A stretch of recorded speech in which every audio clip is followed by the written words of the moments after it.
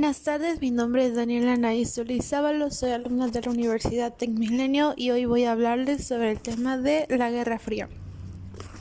La Guerra Fría fue un enfrentamiento político, económico, social, ideológico, militar e informativo iniciado tras finalizar la Segunda Guerra Mundial entre el bloque occidental capitalista liderado por los Estados Unidos y el bloque del Este, oriental comunista, liderado por la Unión Soviética.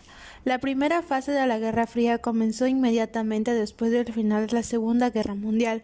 En 1945, Estados Unidos creó la Alianza Militar de la OTAN en 1949, con el objetivo de frenar la influencia soviética en Europa.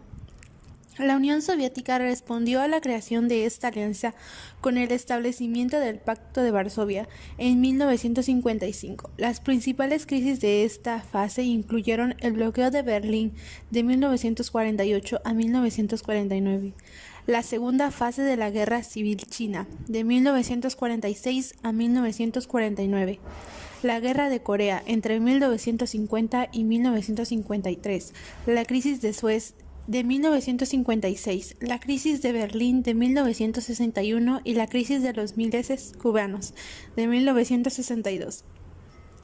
La Unión Soviética y los Estados Unidos comenzaron a competir por la influencia en Asia y Latinoamérica, Occidente Próximo, y los estados recién descolonizados de África y Asia, donde el comunismo tenía una gran fuerza y donde se vieron enfrentados tales como la emergencia malaya o la guerra indochina.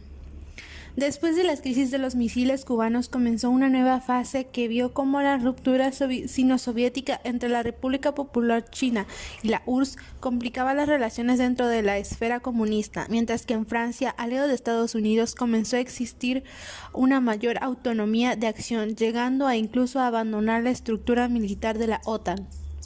La URSS invadió Checoslovaquia para reprimir la Primavera de Praga de 1968, mientras que en Estados Unidos se experimentó una agitación interna del movimiento de los derechos civiles y la oposición de la Guerra de Vietnam.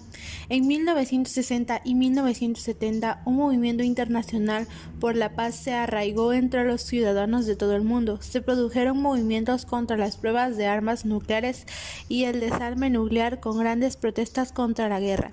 En la década de 1970, ambas partes comenzaron a hacer concesiones para la paz y la seguridad, marcando el comienzo de un periodo de distensión que vio las conversaciones estratégicas de limitación de armas y relaciones de apertura de los Estados Unidos con la República Popular China como contrapeso estratégico para la URSS. La fase de estabilidad se derrumbó a finales de la década en el comienzo de la guerra de Afganistán en 1979. La década de 1980 fue otro periodo de tensión elevada.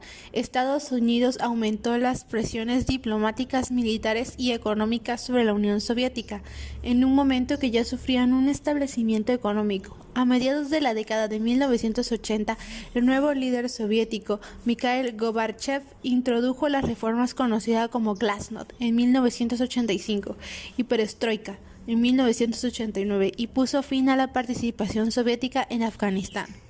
Las presiones por la soberanía nacional se fortalecieron en Europa del Este y Gorbachev se negó a apoyar militarmente a sus gobiernos por más tiempo en la llamada Doctrina Sinatra.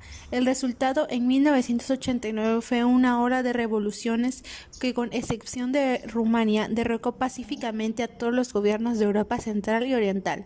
El propio Partido Comunista de la Unión Soviética perdió el control del territorio y fue prohibido luego de un intento fallido de golpe de Estado en agosto de 1991 contra el gobierno anticomunista de Boris Yeltsin de la RFFS de Rusia. Esto, a su vez, introdujo una disolución formal de la URSS en noviembre de 1961, la declaración de independencia de sus repúblicas constituyentes y el colapso de los gobiernos comunistas en gran parte de África y Asia.